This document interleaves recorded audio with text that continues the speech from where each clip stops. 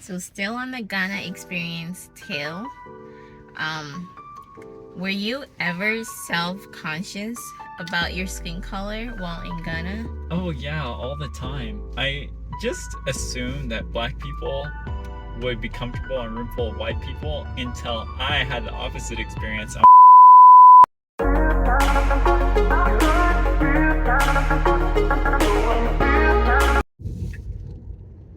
What's up, Artie and family? I don't know if we should we rethink the name? Well, anyways, welcome back to our channel. I'm Naima. I'm Troy. And we're Artie and family. Artie's not with us right now. She's with grandma. We're on our way to Dollar Tree. Dollar Tree. Because somebody loves the dollar. Uh-huh. Well, this is a surprise. I don't think Trish's expecting this, but I have a question for my dear husband here. Whoa. In 2020, we went to Ghana for my brother's wedding.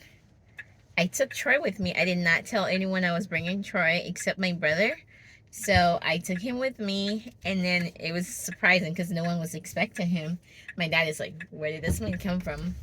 Well, anyways, I would like to know Troy's experience visiting Ghana for the first time. Wow. So what was your first impression of Ghana when we arrived?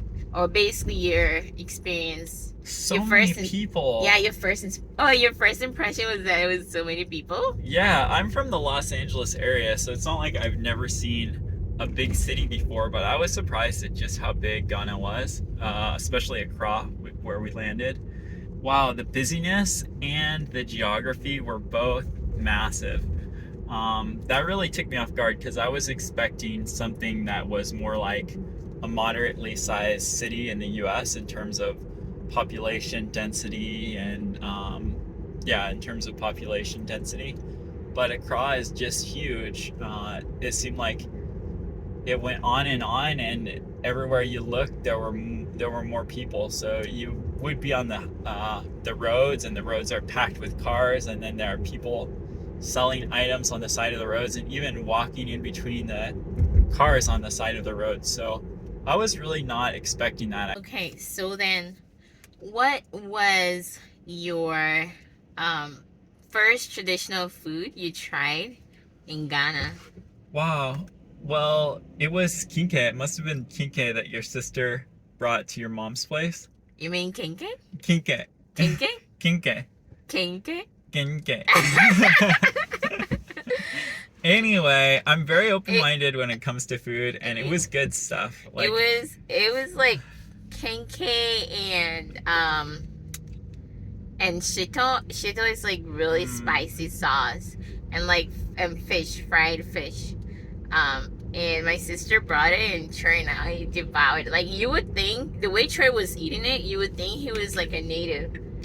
Yeah. He devoured that thing like. And I was eating it with my hands too, right? Yeah, he was eating it with his hands. Well, that's the way they do it. And it made my sister very happy. Oh, it was delicious. She's a good cook. No, she didn't cook it, hun. Oh, she just brought it. Yeah, she bought it. Yeah, but whoever made it was a good cook. Yeah, God bless that person.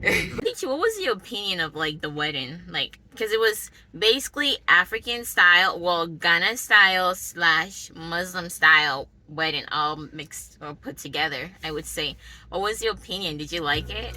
It was grand. It was like multiple weddings in one. Yeah, it was like a 4 or 3 day wedding. Yeah, we had a ceremony at the mosque. We had a civil ceremony, and we also had a celebration.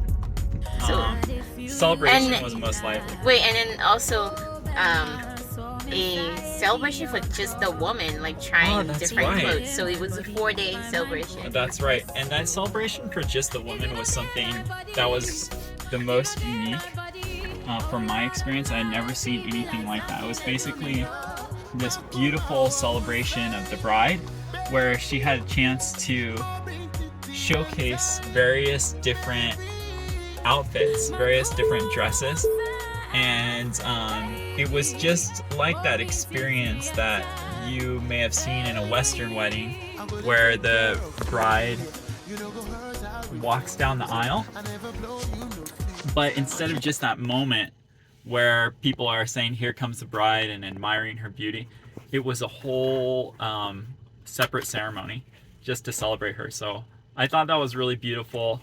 There was dancing, and the music was going down the whole block, and no one minded. Everyone was happy at the celebration. Yeah, it was a really, I mean, I haven't been invited to a wedding before. Like, I always ask people when they're getting married so I can at least get an invitation, but no one invites me. Well, no one no one I know is getting married except my brother who got married. But it was a really cool celebration. It was like my first time going back to Ghana since I've been here. And it was really cool. What's that part of the ceremony called, hon? Which one? The one where the woman dresses up. Um, Does it have a name? I know it does. I just don't know it. Oh yeah. We'll have to ask them.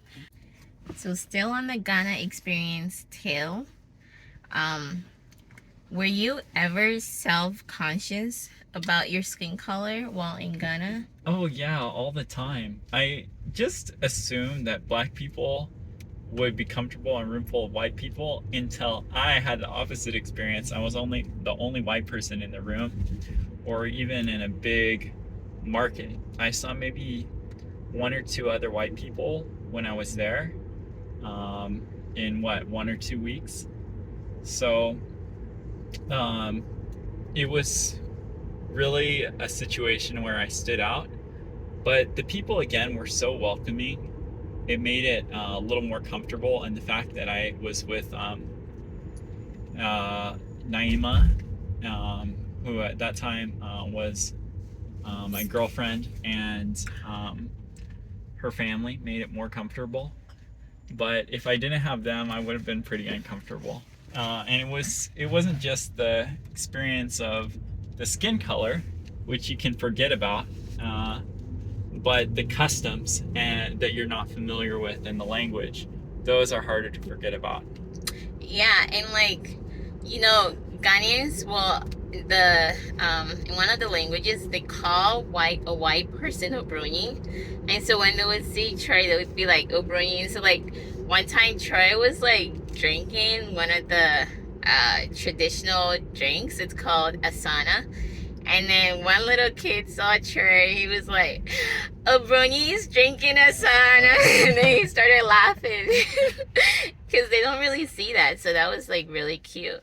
Yeah. Also, my sister is a teacher in Ghana. So she invited us to her school and then invited Troy to talk to her class. Do you remember that, Troy? Yeah, that was one of my most special experiences there. What was your opinion of like how the school looked and like the class, how it was? Do you remember how it looked like? Yeah, I do. It had multiple stories, which is something that I never saw in elementary schools. No, that was my nephew's school. So I'm talking about the school that my sister. Okay, so yeah, hers, I guess it didn't have multiple stories, but No. still, the shape of it was like a big rectangle. So it was kind of like almost like a college campus can be designed, where it's like the classrooms are in a circular shape or a rectangular shape.